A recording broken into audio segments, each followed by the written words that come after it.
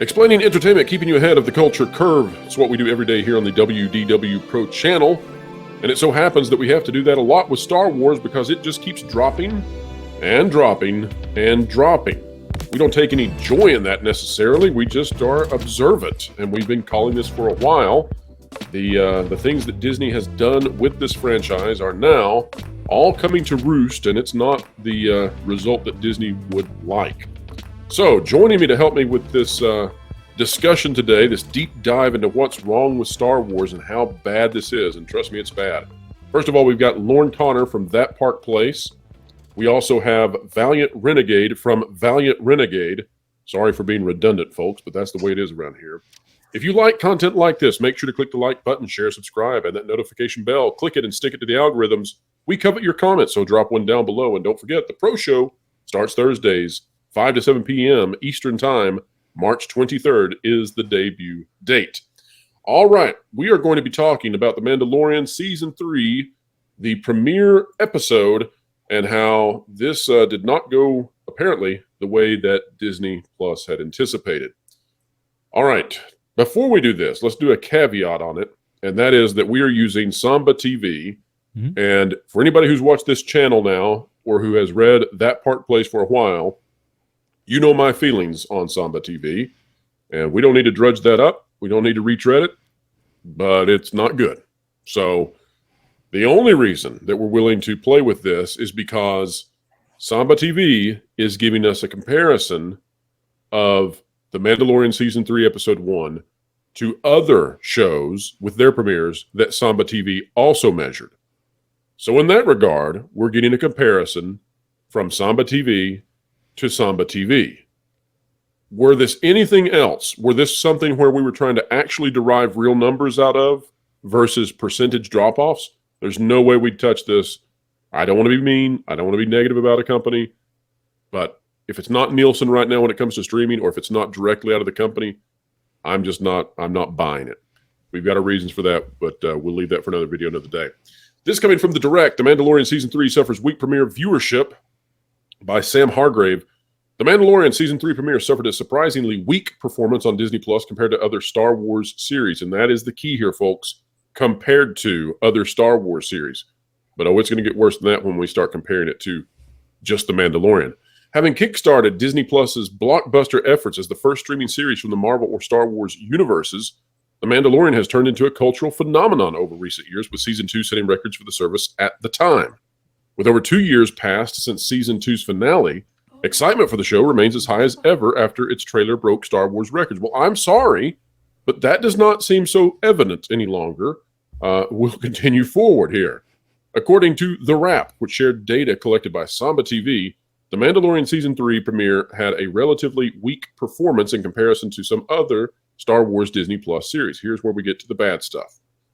Although its viewership exceeded the recent Andor by close to 50%, which isn't saying anything, it still trailed behind Obi-Wan Kenobi and the Book of Boba Fett premieres by 28%, that's for Obi-Wan Kenobi, and 2% from the Book of Boba Fett, respectively, while also falling short of Marvel Studios' Loki premiere by 35%. Okay, two things, and then we're gonna show how this all plays out, and then I'm gonna hand it over to our guests. One of the things we need to note here is that Samba TV does not measure in the same way that Nielsen does. Nielsen measures minutes watched, and the Samba TV is measuring households. A completely different rubric, okay? So when Samba TV says that this fell short of Obi-Wan Kenobi and the Book of Boba Fett and Loki, they're not talking about in terms of minutes watched, so it doesn't matter how long any of these episodes are. That's completely superfluous to the discussion. But in terms of how many households watched it, that's what they're measuring. And so when we look at Loki, when it's falling short of Loki by 35%, that is a huge deal, and here's why. It's a huge deal because Loki premiered at a time when Disney Plus had far less subscribers.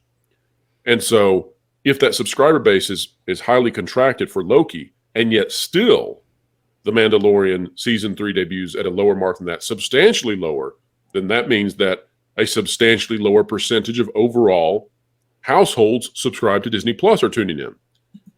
let's look at this. This from IndieWire, all the way back in July 9th, 2021. Remember when Disney Plus subscribers were much lower. Loki debuts in 3rd place in Nielsen's streaming ratings, but things are looking up. Remember, Loki started off not in a fantastic place because it started off in 3rd place, according to Nielsen. And if we look at this, Nielsen's latest report on the most viewed streaming television shows stated that the Loki debut episode was viewed for 731 million minutes. Remember this. And again, we're swapping over, right? So we're going from Samba TV telling us the households. We're going over to Loki, and Loki, we know now that it's 35% higher, according to Samba TV, in terms of households. But we also know that, according to Nielsen, Loki is 731 million minutes watched. All right? And just so I don't miss this, Tyler Hershko was the author there. Here's why all this matters. If we go over to the Hollywood Reporter, this is how bad the situation is. This one, The Mandalorian blasts into Nielsen's streaming top 10. This from November 30th, 2020 by Rick Porter. Take a look at this. The debut of The Mandalorian's 2nd season, okay, we're in the past now, on Disney Plus, pushed the show into Nielsen's streaming top 10 for the week of October 26th. The Queen's Gambit, meanwhile, jumped up to the #1 spot for Netflix. The Star Wars series placed 3rd for the week in the Nielsen metric, which says, this again, for the 2nd season debut, which says viewers watched 1.03 billion minutes of the show. Okay, so that means that the 2nd season debut of The Mandalorian was significantly higher in terms of watch time than Loki with its season debut. Now we're finding out, according to Samba TV, that just in terms of households watching, season 3 of The Mandalorian is 30% plus under Loki. Again, that's households, not minutes. But what we can correlate from that, what we can derive from that, is that if that has any impact on minutes watched when we get the Nielsen ratings in, let's say, 2 weeks, then we could potentially and realistically be looking at The Mandalorian, especially with its very brief first episode outing for this season, very brief in comparison to other episodes. We could be looking at The Mandalorian Season 3, Episode 1, coming in 50% down from its Season 2 debut. I know that was a long way to get to that location. I apologize for all the trails we had to go to get there. But it is a major deal that this show could see a 50% slip Season 2 debut to Season 3 debut in terms of minutes watched. And I don't know where it's going to place in the Nielsen top 10, but it may not be anywhere close to the prior seasons. Valiant, you did a tremendous job yesterday, and it was kind of funny when you first told me that you had gotten a hold of this information, and I said, you got to do a video now, and you did, and it's phenomenal. Walk us through just what the situation is for The Mandalorian in terms of financial impact and streaming impact based on what you've researched. Well, let me first, I agree with your numbers. My assertion was the same, was that we're seeing a 50% reduction in audience size between Season 2 and 3. And as you correctly pointed out as well, even though Samba TV's numbers obviously do not give us a total picture of the gross audience size, they do give us within their own system of metric analysis a good comparison relative from one show to another that's being measured under the same set of principles within Samba. So, when we look at, as you said, Loki with Samba down 35%, well, that correlates right up with what you were saying, because if Mando Season 2 premiered at 1 billion minutes and Loki premiered at 750 million minutes, that would suggest that Mando Season 3 is going to come in somewhere right around 500 million minutes or so. Again, especially when you consider the brevity of this episode. Well, I was going to say, that's actually considering, if all things being equal, that like Mando Season 2 Episode 1 and Loki Episode 1, that if my memory serves correctly, had relatively similar runtimes. I think the first episode of Mando Season 2 was about 40 minutes, as was, I believe, Loki's first episode. So they're all in the same approximate. Yeah, Mando Season 3, though, is shorter. It's closer to 30 minutes if memory serves. So we could potentially see a Nielsen watch time that's going to come in under the 500 million mark. So that's a few weeks away, but at this point we have, although not the total audience size, I certainly think that there was more than 1.5 million U.S. households that watched the premiere of Season 3, just like there were more than 4.8 million that watched the series premiere of House of the Dragon. We know that from HBO. Usually if you scale Samba's number up by about a 4 or 5x, you get the total audience size for real over the course of 4 or 5 days. So, but that's where we are. What this means for Disney is, this of course was the program, The Mandalorian, that literally launched Disney Plus. This is the show that took Disney Plus, or had a great impact on taking Disney Plus almost immediately from 0 to 10 million subscribers within a matter of a few weeks, and then to around 20 million subscribers after the first few months. By the time Loki came out the following year, in 2021, Mando debuted at the end of 2019 and into 2020. So about 18 months later, Loki came out.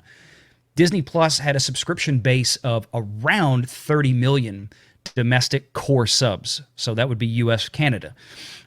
Now they have around 46 million as of the last count in their core sub US, Canada count.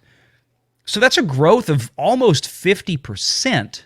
40 to 50% in that range from the time that Loki came out to where we are now, and yet this is down 35%. So again, as you pointed out, we're talking about, as I said in my video, you've got a growing size of available eyeballs in the Disney Plus gamut.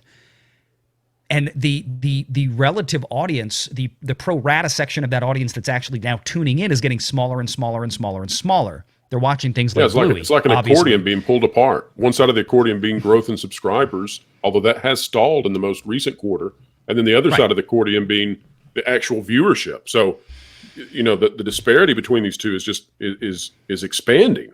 So it's amazing. It is, and this is something. It defies logic. It does. It does. It's like, and the only conclusions you can come to is that the audience has obviously lost interest. Now, beyond that, we can then start to speculate as to why the loss of interest may have happened. And that's probably that's a longer conversation I didn't even get into in my 9-minute video, and that's probably something we'll discuss, I'm sure, on the Sunday show. But the thing with this is that when you look at this, you have to take it from the standpoint of, well, we talk about all the time how a Marvel movie that maybe doesn't do so well, or that Disney can sell as being, oh, look, it was one of the biggest movies of the year and all this. Wall Street analysts don't really look at that. Why? Because the Walt Disney Company, as we've stated many times, their bread and butter is theme parks, resorts, linear broadcast television, mostly live sports within that. Disney Plus, however, obviously has been a big focus of the Wall Streeters out there since Disney effectively became, in their eyes, a streaming company. Right, primarily. That's amazing. Yeah, that gamut has now changed correctly, as I predicted over a year ago, that eventually, and this not just Disney, but for everybody, that Wall Street would start looking for value, for operating income, not just subscriber growth. But when you have a show like The Mandalorian that was responsible for launching this multi-billion-dollar endeavor that Disney dove into, and that has since then, with Season 2, been by far and away their highest, most watched programming on Disney that is at least made by Disney, right? We can add up probably several months of Bluey and it would own Disney Plus. But in terms of what Disney has spent hundreds of millions of dollars to produce themselves to put on Disney Plus expressly and exclusively for Disney Plus, Mando is it. And it is now tanking. It is now crashing by comparison to its second season. And that is something that I think in the coming weeks, I think that is going to catch Wall Street's attention, because if it doesn't, it should be. Well, a 50% drop has got to be, it's just staggering. Now, Lauren, before the show, you and I were talking about reasons that this is occurring. Of course, I think that this has something to do with the Gina Carano firing. And I know that some would quibble with the terminology of firing, but given the way that Lucasfilm exited their relationship with her with vigor, let's say. They humiliated her, let's say that. The humiliation of Gina Carano. That's right. I think that's had a far more dramatic impact than I had anticipated. I think that Lucasfilm, outside of Jon Favreau's efforts, has been so bad that it may be pulling everything he's trying to do down now. I think the sequel trilogy is an albatross. I think we see that with Galaxy's Edge and the Galactic Star Cruiser. But you have some novel ideas, I think, some things that have not yet been explored, at least in the blogosphere and YouTubers, etc. And I would love for you to articulate that to the audience. I think it's very clever and worthwhile. So go ahead and dive into that for us, please. Sure. So I think the first thing that I would say is I'm going to have a different take, I think, than might be expected, which is that this news didn't surprise me at all. This is about the drop that I expected, but it's not necessarily for the reasons you might expect. I think the Gina Carano exit does have a lot to do with it, but not per se because Gina Carano isn't there. I think it's because we've had this 2-year delay in the show returning. And so I think it's important to keep in mind that the diehard fans, people like me and you guys and the people who watch our channels, they make up a tiny fraction of the audience. Most of the people that are going to be watching this are going to be casual fans. They're not diehard lore people. They're not people that are invested in that. They just want to watch a show and have a good time. The problem with where The Mandalorian left off was that, leaving aside the Book of Boba Fett for the moment, is that technically could have been a series finale. And people watching that could see that episode and just assume, well, that's where the show exits. Grogu has now gone off with Luke. They're going to have adventures together. Mando has fulfilled his message in reuniting him with his people. And that's the end of the show. I'm not saying that people necessarily really did think that, but when you have a gap of 2 years from when that finale ended to where we began now, there's two things that I think are important. One is that there's at least 1 year where you didn't get a show, where people who might have been expecting it to return, it didn't. And after that, it kind of exits the public consciousness. The second thing is you have the show now premiering in March, which is not where it traditionally launched. It began in November of 2019. The next season, I think, was also November or December of 2020. So it's not even in its normal slot. And anecdotally, talking to people that I know at work, there's a lot of people that didn't even know the show was back. So you take that into account. You also have some people who do not like waiting a week for each episode. So I think there's going to be a number of people who are going to wait until all of the episodes have aired. Then they're going to binge it and watch it. If I remember right, from season 2, you had increasing viewership as the season went on. I expect you're going to see a bump probably in season 3 as well, as long as word of mouth is good. Something that I think is really going to hurt Disney now, though, and I think this is the real albatross around their neck. They've got nothing in the pipeline cinematically. I think probably the original goal was that you would have 2 to 3 years of television shows, including The Mandalorian. You had Andor, but really the Mandoverse was going to include Ahsoka, Rangers of the New Republic, all of that. It was supposed to cross over into a large event. And I figure that if you take 3 to 4 years to build that up, that gives you time to build up the series, to cross over the characters, and then have your big launch event. But we've had a 2-year gap, and that stopped all of the production on everything. That's pushed out anything that they could do movie-wise at least another 2 or 3 years. The problem I think that they're facing is that nobody's going to have that kind of patience to get to somewhere that results in a big, massive crossover. Another is that a lot of people have made note of the Grogu backlash, let's call it, where once he was the darling of the nerd establishment, now he's an irritant. People are getting tired of him. And I don't actually think that's the fault of the show or the writers or anything like that. It's that there was this 2-year gap where people reconsumed The Mandalorian and all the merchandise for so long that now it's become grating.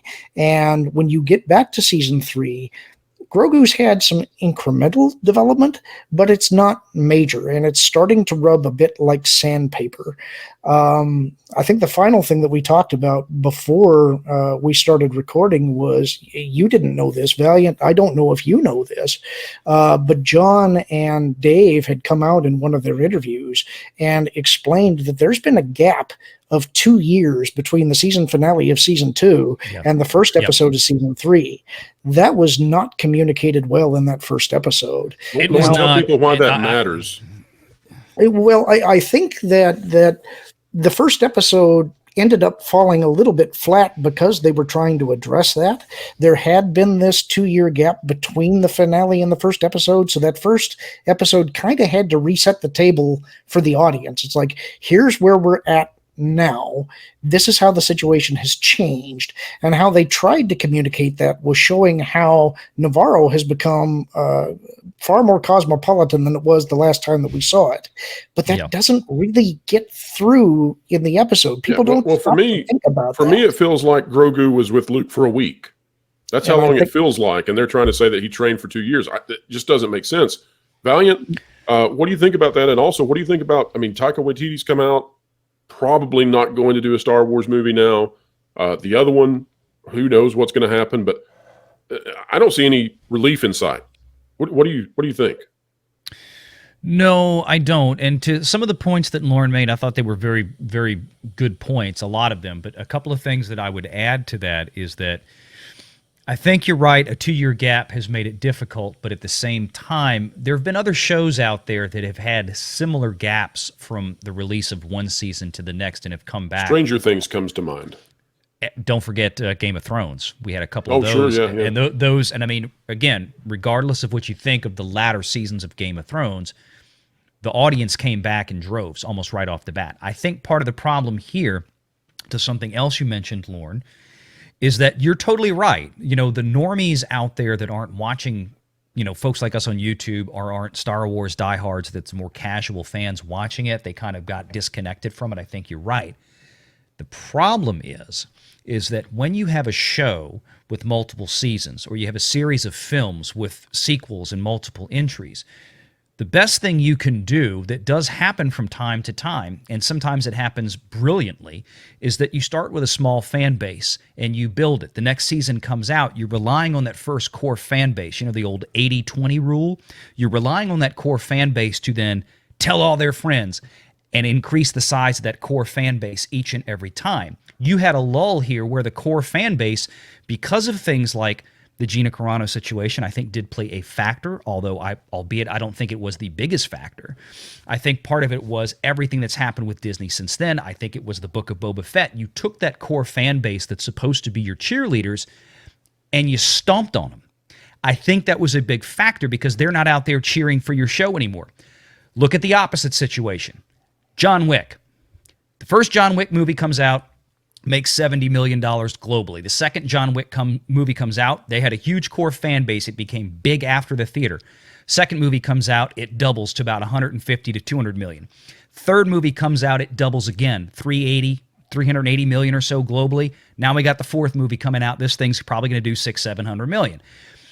That's how you build a fan base, and the fans keep bringing in more fans, right? They make new fans. That's what you want. Mandalorian's gone the opposite way. You had a big fan base, you stomped on it, you let 2 years go by to compound that problem while you were stomping on them, and now there's nobody left to cheerlead for the show. I think that's true. And I think that, in my mind at least, I think Obi-Wan did more damage than the Book of Boba Fett. It's not surprising that the premiere numbers for Obi-Wan were tremendous because everybody wanted to see Ewan back in that role. Right. That's something that people had wanted for, at that point, decades. But it was I hate to say it, it was an awful show. It was a mess. And I, at the time, I think that I said at that point, this was your last chance, Lucasfilm. Mm-hmm. You needed this one to be a solid hit. And because it wasn't, I'm not sure that I would agree that the casuals have walked away because they've necessarily lost interest. But to your point, what it may be is that they're relying on those diehards to tell them when it's restarted. That's it. And if they're not talking about it, the casuals don't know. That's it. Well, it's not that the casuals have been offended. It's there's nobody, like you said, there's no cheerleaders right now. There's nobody telling them, hey, you got to go watch it. The new season of Mando's out there. They don't care. Yeah, it's Another not thing North that Sea could be anymore. is that The Mandalorian seems to me to be aimed more at a younger demographic, especially with the focus on Baby Yoda. I know a lot of people want us to just call him Grogu, but when Jon Favreau starts calling him Baby Yoda again, what are you going to do? But I think when you aim at a younger audience, those kids grow up really fast, and 2 years is a really long time to be out of the limelight for kids. They stop playing with those toys and they move on. One thing, Yeah, I disagree with you there. I could pan my camera around and show you all the toys in my room. There's a lot Well, of fair adult enough. Baby Yoda fans. Just And- ask Fair just enough ask on that. Anna. Just ask Anna, that Star Wars girl. She's a Grogu nut. God Right. bless her. I mean, she'll watch it just for him. So there's a lot of them out there like it. I just don't think there's enough of them anymore. which To again that goes back point- to their effort to get him into a theatrical release, which doesn't seem to be. Well, let's just say they're having trouble with that. And that was something that What- Kennedy said that was going to happen, right? She came out on Disney Plus Day back in 2020 or 2021 at the end of the year when they did the big thing, and she announced The Acolyte, and she announced Lando, and she announced Visions and Skeleton Crew. She did all those shows, right? They will all culminate in a big cinematic event or big theatrical event or something. And where now, she- and now you've got Jon Favreau pushing that back. In every interview he talks about, it's like, we'll get there eventually. right. And you've got the forces wanting to get Baby Yoda with Rey. We've talked about that. And it feels like there's a huge tug of war right now inside this franchise, inside this studio. Well, if you want to make this franchise successful again, I think the first thing that you need to do is honestly focus on the toys again. What they want to have is in your show, have something that is so cool that everybody wants to have it.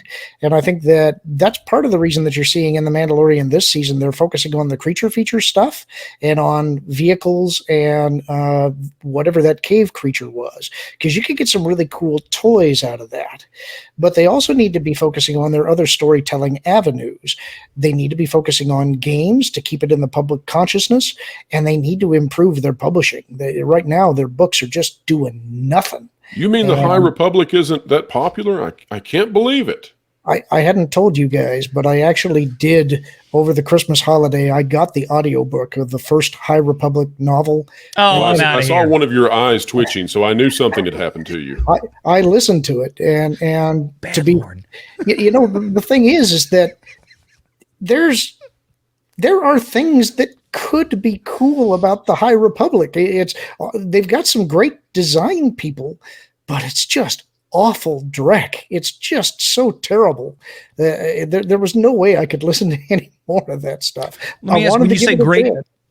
when you say great design people, what exactly are you talking about? Well, this is where I was talking. One of the things that I love about Lucasfilm is when you look at their concept art, when you look at what they want things to look like. That's And Doug Chang. That's why I was asking. it's an awful lot of it. It's when you look at the vehicles that were designed and some of the planets that they had. It's like everything's gorgeous, but they can't tell a story with it, and it's just so eye rolling. I could not. I thought about writing a review for the site, and I couldn't bring myself to do it. It was. Lauren, there's- that's what, you like the designs because those were almost positively overseen by Doug Chang, who is the art director and has been at Lucasfilm for decades, since well before Disney. He is the guy responsible for designing all the new ships, the new planets, the new creatures, and all that kind of stuff. Doug Chang is an amazing artist that Lucasfilm is blessed to have. But as you correctly pointed out, when you got the story group that's actually writing the text to go behind those pretty pictures that Doug Chang makes, doesn't work. We call that the squandering.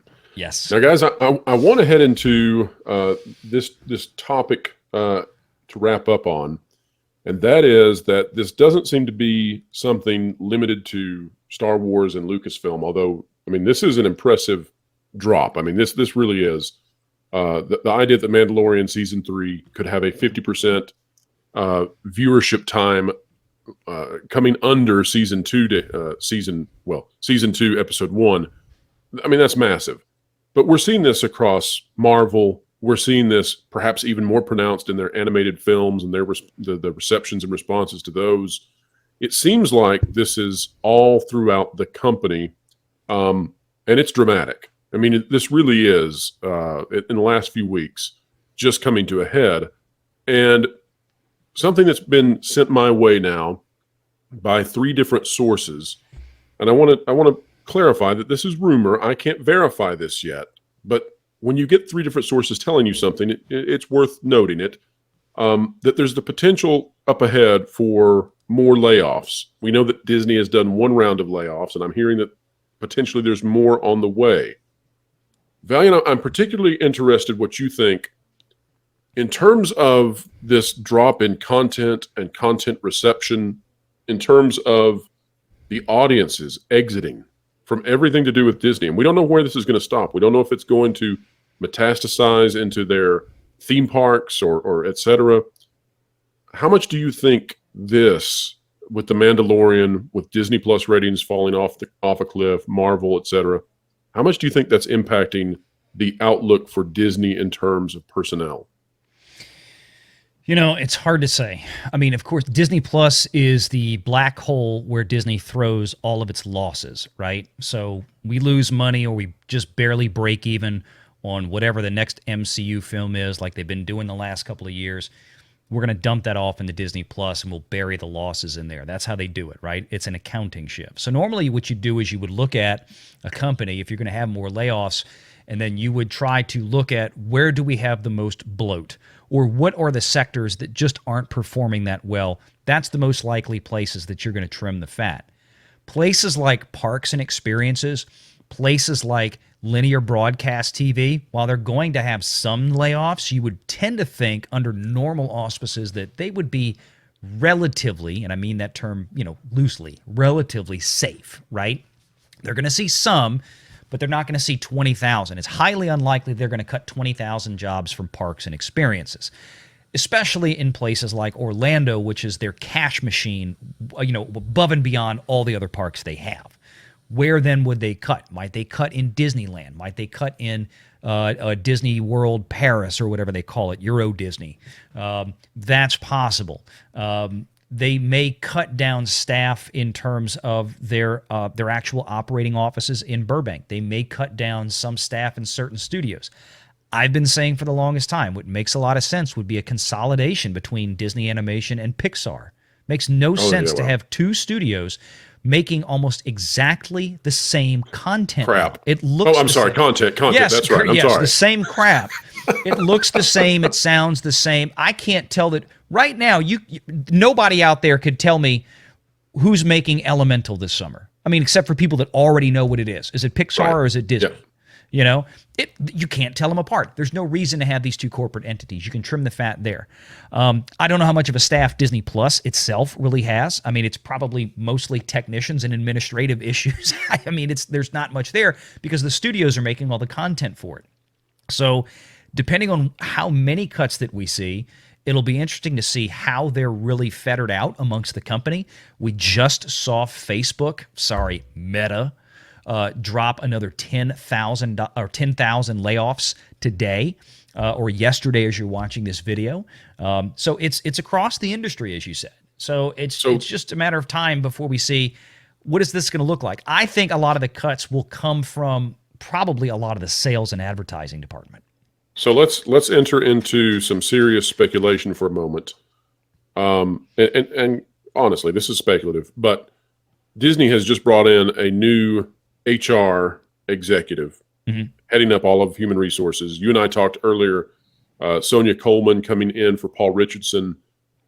Any thoughts from you about what that might indicate in terms of those layoffs and possibilities? Do they sometimes bring in somebody new when they're going to take one of those kinds of steps? It could be. Hearing this rumor now about additional layoffs and perhaps to a larger scale than the 7,000 that we saw before, which wouldn't surprise me at all. Maybe it got to the point where Paul Richardson decided, look, I don't want to be the guy standing here when this happens. I don't want this to be the last thing I do after 15 years of tenure here at the Walt Disney Company in this position. I want to leave now. Or he told Disney no, and they terminated his contract for no cause. We're just going to get rid of you and we'll bring in somebody else. Right, and we don't know those yet. We don't. No, again, this is pure speculation on my part. This is, why would he have left? at this particular timing. It is odd. Yeah, they're talking about his last day, I think, was mentioned to be April 7th. So we'll see. That's interesting. Yeah, I had not heard the April 7th date yet. I think I saw that's interesting. I think I saw that on an article or a filing somewhere. I think I saw the date. I could be mistaken. I'm pretty sure I saw April 7th somewhere would be his last day. And so layoffs may come shortly after that, if that theory that I just threw out there is correct. Yeah. And for those who have not watched the video yet, Disney doubles down. Go check that out on my channel. We go into this new lady who's taking over HR at Disney and why. And we show the receipts why we think this may be going further into some of the divisiveness that Disney has gotten in trouble with. Lauren, I want to wrap up, though, by handing it off to you for final thoughts. And particularly what I'm interested in is, how does Jon Favreau fix this? The whole company's on fire. How does this guy running Gollum Creations LLC, how does he fix this as long as he's connected with him? He's got a dandy of a deal after season 1 of The Mandalorian. They offered him just a sweetheart option to keep him for as long as possible to keep making Mandalorian stuff. What does he do? What's the way to manage this? Well, it doesn't start with him. It has to be that if you want to try and begin to fix this, the company itself has to announce that, all right, we have a new visionary who is in charge of production of all Star Wars content going forward. Not Kathleen Kennedy, you're saying? No, you can't continue to try and tell story by committee. There has to be somebody who is responsible for the vision of Star Wars, whether that be John or somebody else. Let's assume for a moment that it's John. If you make an announcement like that, that first of all gives at least a portion of the fan base hope for those people who like John. Then what John has to come out and do is announce that we have some projects in development. He doesn't have to spoil what they are, but there needs to be an announcement right away that we have a movie that's already in pre-production. And that they also have to give some kind of a time frame. It's going to be 2024, 2025, whatever it is, so that there's a target date. Yeah, 2024 is getting harder every day we move. Yeah, honestly, I wouldn't expect anything before 25 and maybe even 26 if you were going to be doing something new. So if you want to try and rescue this, you've got to announce something at Star Wars Celebration on April 7th, which is the day that I think that starts. So it's if they want to start to rescue this thing, there needs to be some solid announcement right now. Yeah, and that would be nothing more than a development announcement. I'm sorry. Yeah, when Iger said there was franchise fatigue, I'm not sure we knew exactly how bad the fatigue was, because we are now years and years into this with no end in sight for the fatigue. And now there's Marvel fatigue. There's Disney animated feature film fatigue. There's streaming fatigue. We're just all so exhausted with Disney. I want to correct you just a bit, though. With Star Wars, what do you got? I don't think it's fatigue. I think no. I'm being facetious. I'm using Iger's words against him. I promise. Sure, but what I would say here is I think that the real enemy is apathy. When you've got fans who they're not even mad anymore, they just don't care. That is absolute poison to an IP, and they've got to counter that. Well, the sequel trilogy, in my opinion, and I've thought about this a lot, and I've considered can they survive with it still in canon. And I've come to the conclusion they can't, at least not in the next decade, because it's so bad. It's just so bad, and it's poisoning everything. I guess you could try to launch Star Wars into a completely different time, a different era, different characters. But at that point, why is it Star Wars? Why is it not just some other sci-fi franchise that you're hijacking? Well, I think there are directions I think they could go with what they have right now that would take things in different directions than what you might see as traditional Star Wars, and they might work. It all depends on how they try to lean into it and how they present it. I'm also going to make a controversial statement here and say, I think, while I'm not an advocate for it, I do think there is a way that you could do one more movie that touches on sequel content, that also retcons it so that it essentially goes away, that would satisfy hopefully most of the fans and get them to what amounts to a clean slate post Return of the Jedi so that they can move forward. I think there are storytelling ways to do that. Do I think they're going to do it? No. But I think it's possible. It could be done. I know it sounds outlandish, but I think it's possible.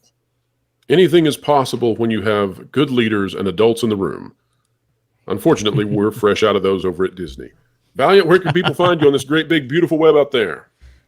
Well, you can check me out on YouTube. Yeah, I know. See, stop taking my jokes. Check me out on YouTube at Valiant Renegade. That's Valiant with 2 L's, and our second channel, Renegade Online, which has a lot of the best of the best clips from the live shows every Sunday, 6 p.m. Eastern, right here on Valiant Renegade. So, and it is, that second channel is blazing. It is doing fantastic. So congratulations on that. Very happy to see that growth over there. And you just continue to gain in stature. I think 20,000 subs is on the way. So I hope everybody will be going over. If you're not yet subscribed to Valiant Renegade, what are you doing? Get over there and subscribe. Lauren, where can people find you?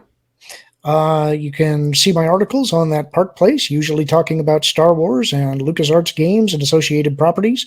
You can catch me every week in Valiant Renegade's live stream in the chat. And you can catch me on Twitter at, I don't even know my own Twitter handle. I think it's Lauren Connor. Look for me there. That's right. You are at Lauren Connor. I know it well. And then also, Lauren will probably be featured on the Pro Show, which will be starting Thursdays, 5 to 7 p.m. Eastern Time. It begins March 23rd, and it'll be every Thursday after. But Lauren will probably be featured with his own special segment. So be watching out for that. Gentlemen, fantastic conversation. I hope it has been eye-opening for so many out there as we just cover the continual dropping of Disney. We had predicted for years. We were told, no, it'll never happen. Here we are. We don't want to gloat. We don't want to dance on the grave of Disney. They're certainly not going completely under, but it would be nice if they would eventually start listening, because they could solve a lot of their stressful problems if they would just grow up a little bit. All right, wherever you are, whatever you're doing, keep learning, keep growing, and keep having fun.